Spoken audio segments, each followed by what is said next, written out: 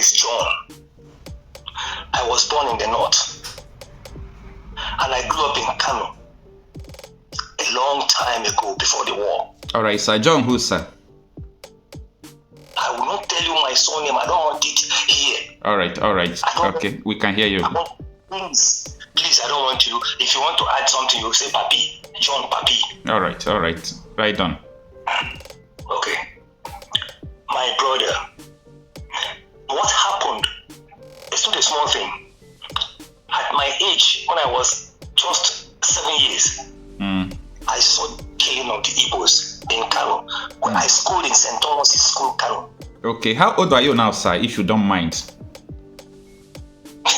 I am 76. Okay, because when you said you saw the killing of Igbos in Kano, I can just recall the dates. I know it is too far from the history I read. That is the reason why I just asked. I am 76. All right, talk to us, sir. Yeah. So anything I'm telling you now is first hand. All right. Our fathers. So when a woman went to buy something at the meat market, okay, when wanted to buy meat, a pregnant woman, so she priced the. This is when it started.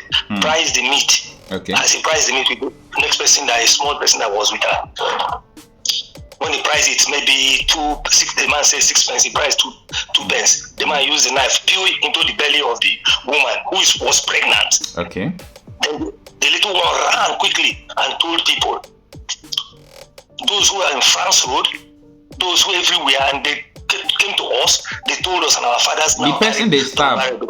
The person they stabbed. Who is the person? Who is she? A woman. I don't know her name. She died. Okay. She was very pregnant. Is she an Igbo woman? An Igbo woman. Okay. I want to get your fact there. That is what I'm asking. I'm an Igbo man. Okay. So what happened was that when the news came, our fathers who had double barrel, some Yoruba who had double barrel, some Edo who had double barrel, now came together.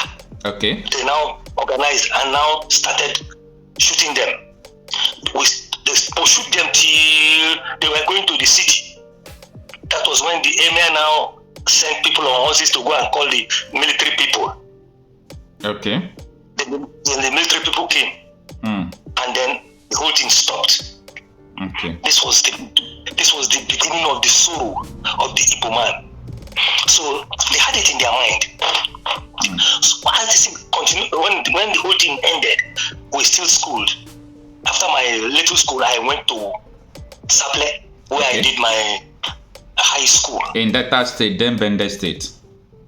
Yes, I went to your place. Okay. I schooled in your place, in Saple. Okay. The school owned by Okotebo, the former Minister of Finance. Okay. I schooled in 6 academies. I schooled in 6 academies. I finished up in 65. Okay. So I went in 61 because I finished elementary school 60. Then I went to 61 and I finished 65. Just follow my story. As we finished, I went to return back. I was in Aba. Before you know it, the next year, when the next year came, 1960, after this 1966, 1967, the war started. Okay. We were taken, that's very June. I went for recruitment in Port Harcourt Stadium, and we were taken to Enugu prisons. Wait. That was where. Wait, recruitment to what? To join what? To join Biafran army. Ah, okay. 67. Not me. Okay. We were recruited, and then we were taken to Enugu prisons where we did our training. Okay. As recruits. That was where we did our training. After which they posted us. Some went to Suka. Okay. We went to Ogoja side. Okay. So you are now a retired Biafra army. As I'm talking to you now, I am a retired Biafran officer. So if I'm talking to you, I know what I'm talking about. Those who will hear me and my brigade, and they will know. Those who are alive, they will know the person speaking. Okay. Yeah. So we went I was in, the people drove us till we went to the cattle ranch, Obudu cattle ranch. Okay. From Obudu cattle ranch, they drove us because we had nothing. Okay. We had nothing, my brother. Nothing. When they'll give us 5 bullets. 5. Then the chakabom. You cock, you shoot, you cock again. 5 bullets. And they will tell you, don't aim, it will not be aimlessly. Aim at targets. Okay. So when they drove us till we came to Ikom. Captain Omachuku and Captain what is that man's name? So what you are saying now is during the war, right? Yes. Okay. I will tell you why I'm telling you this is for you to know actually how it went, and then for you to know that Ahmadu Bello was the person who planted the seed of discord in the hearts of the Hausa Fulani then. Okay. But now it's no longer Hausa Fulani, it is only Fulani because Hausa people want the Fulani to leave them because they destroyed Hausa land. They are killing Hausa, as I'm talking to you now, they are killing Hausas. Hausas own Katsina, Hausas own all the places they are. So they killed them and drove them away from that place, their ancestral land. As you see, they entered Benue. They succeeded in entering Benue because a Benue guy who was defending Benue, people of Benue. I don't know how they gave money to some Benue people. They killed a man. So that man had about 300 men. Okay. That killing of that man was the thing that stopped, that made the Fulani to be coming in and killing them in hundreds. If they had left that guy and they didn't kill him, because the people were afraid that maybe the boy will destroy them and become something. No. He was there to defend them, but they didn't know. They killed him. That was why they had the access of coming into Benue and decimated them. So let me continue. As we got to Ikom, they came. They drove us from Ikom. Before then, Captain Ademokai and Captain Wachuku, they break the bridge between that place and Ikom. And this Nigerian army, if you break bridge, the next 3 days the bridge is they put it on. That is what this man called Obasanjo was doing for them. It was Obasanjo's front. So they pushed us. Then we passed the slave trade route. That was where we passed. Because they were in Obubra. We can't go back to Obubra by Kanu. We can't go anywhere. They will just kill us. So they told us they were there. Then we passed the slave trade route from Ikom to a place known as Ekang. Ekang is the boundary between Nigeria and Cameroon. So we went through there, and then they radioed Captain Lieutenant Colonel Oji, who now came. Colonel Oji, who now came to pick us from Ekang. Okay. They took us to Ekang. They took us to Calabar. When we came to Calabar, we were in Juketown School in Calabar. So as we were there, they were punishing us. The colonel was punishing us that why did we run? But the officers that were with us were going to the officers' mess to be eaten. The way that other ranks were punished in the morning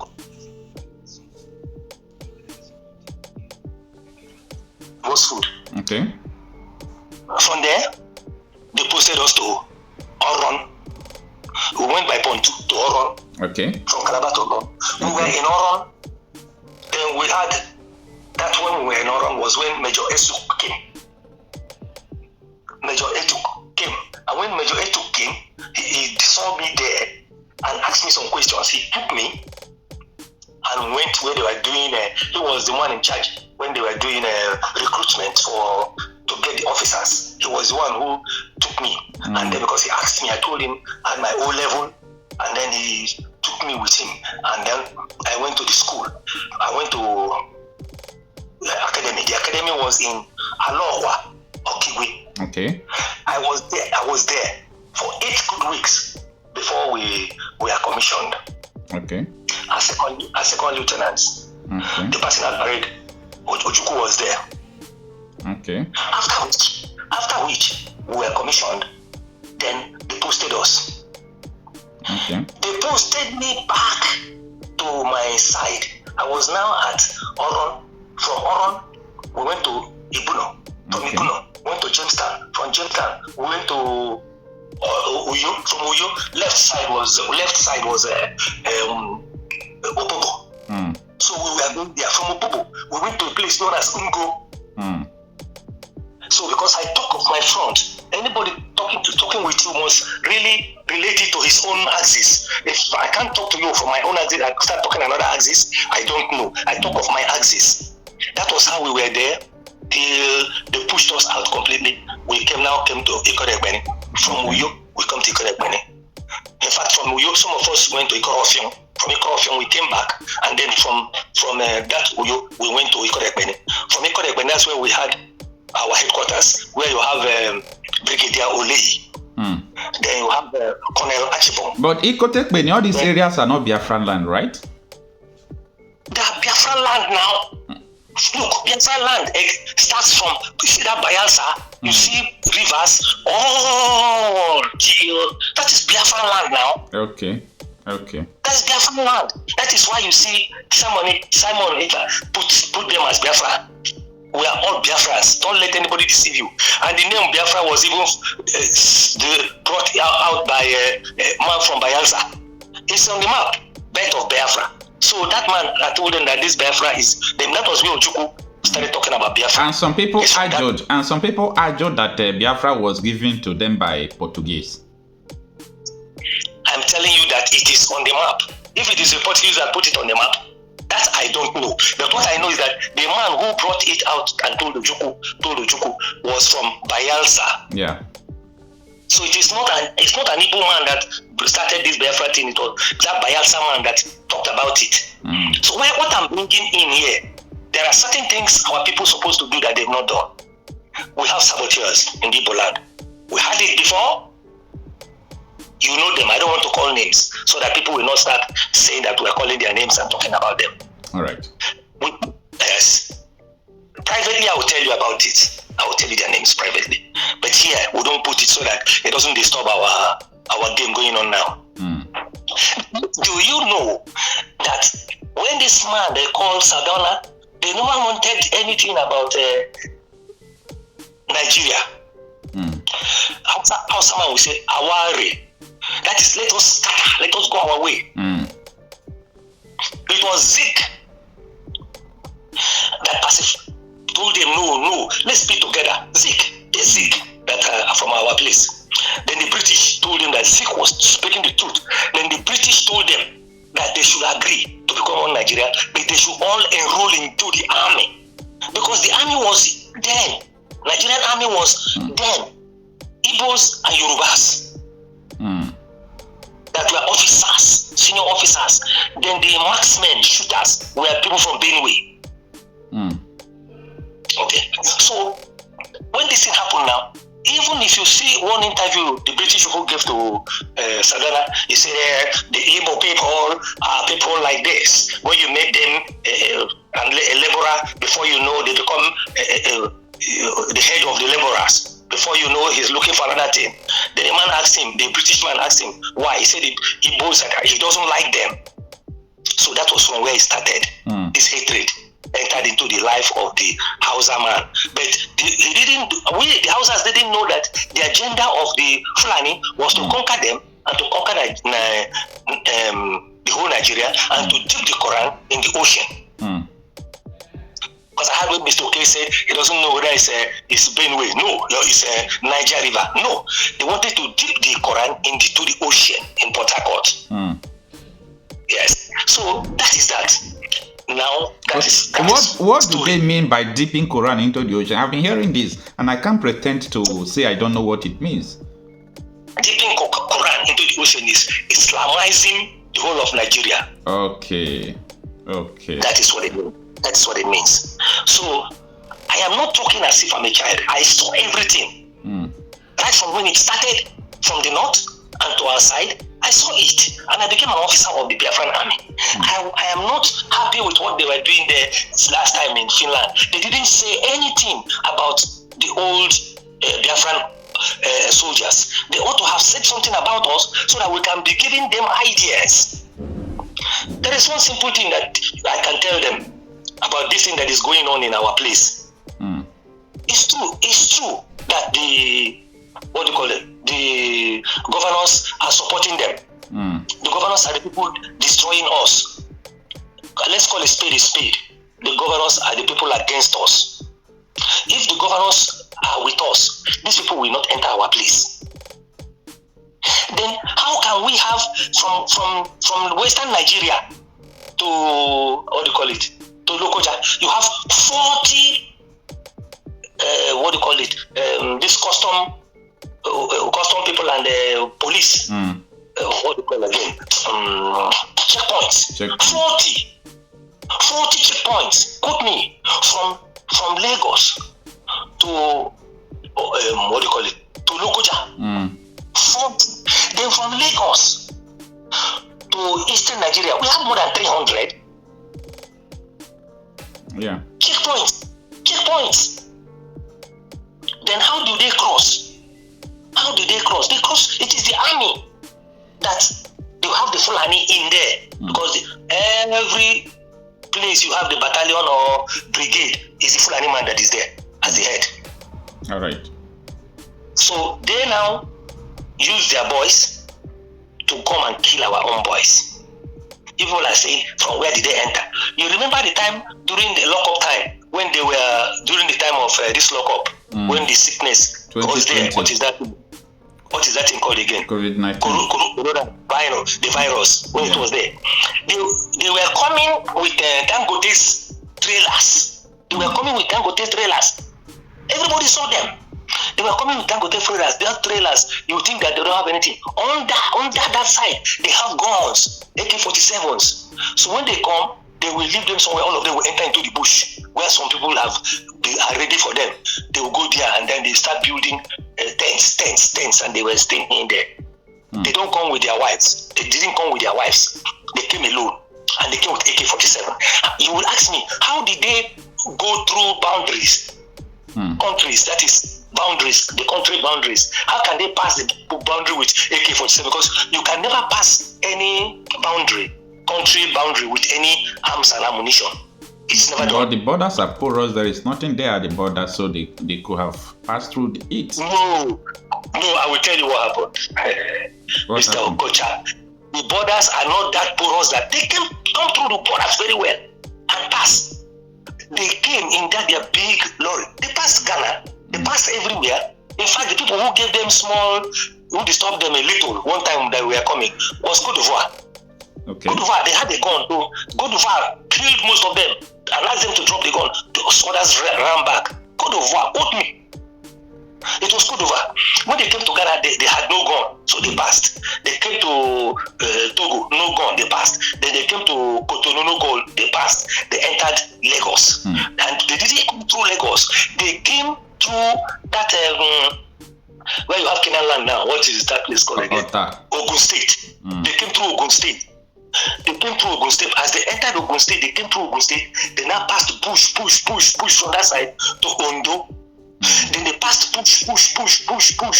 Anytime there is water and they will come out. They will come out from there and pass the bridge and go out. When they reach any checkpoint, they will leave them.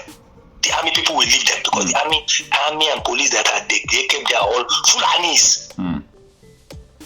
So they will cross. When they cross, they will now come from Ondo. They entered Benin. Benin. From Benin, they entered our place. They entered the Igbo, the Delta. From Delta, they entered our place. That's how they were going. Then I wanted to tell our people, the best thing to do is what we call combing. In the army, we used to do combing. What is combing? Very good. Combing is going into the bush, searching for them, to comb them out. So you go searching for them in the bush. You see, if it is this frontal attack, we can't stand it. Because they come with their aeroplanes, like what they're telling me now. They come with aeroplanes, they come with armored cars. So you can't stand it. But you see, you go through the bush, you will come them and kill the ones you will kill. When you kill them, then the only people that will give us wahala will be the army from Nigeria, Nigerian soldiers. Wait, which people are using aircraft? Is it terrorists? No, Nigerian army is using the aircraft. When they see that Biafrans are really killing the Fulani people that have come there, the terrorists that have come there, they will tell their brothers that are in the brigade or in the army. Those ones will now tell the Nigerian army that will now tell the Air Force. They will take the airplane and come to bomb us. That is what is happening now. You people are looking at it. Like, it's not a small thing. People are looking at it. They are killing our people very well. They are killing our youths, both male and female. When they said they killed 600 and something, it's a lie. They cannot kill us 600 and something because I know my people. Highest they can say they have killed will be 100 and something. I agree. When they say they captured 800 and something, I agree that one they captured. They went to the cities and towns and pick our boys from their houses. I've heard it. I am from Sowore, so I heard it. They come and pick boys and go. Most of them is not doing anything good for us. Soludo is not doing anything bad for us. The man in Enugu is not doing anything good for us.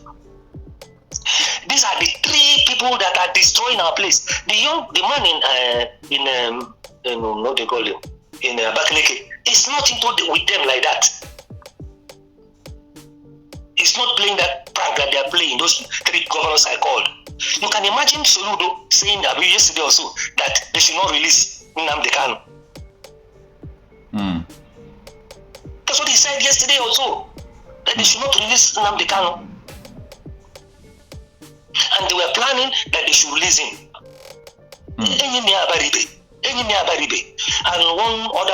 some other people in the House of Reps. Engineer Baribe is a senator. Then the other people in the House of Reps are there. And then one Delta man that is married to this girl, Regina Daniels. Nedimoko is among our people that are talking about Biafra. They should leave Nnamdi Kanu. So we are one. Nobody is telling anybody who is saying that Delta Igbo. What is Delta Igbo? Igbo is Igbo. We are one. Agbo is Igbo. Umunede is Igbo. It's all right. So that is it. That is how I can say it until the day I will remember certain things. I will say it to you. All right. I really appreciate that. Thank you for listening to me. You know, most of the time, I like to hear from you people that have experienced all these things in the past. So thank you so much. I really appreciate what you told us. And I think for the lovers of history, you know, good history is very important. You hear it directly from someone who experienced, you know, the war and who have experienced the things that have happened before. I really appreciate you, sir. Thank you very much, Okocha.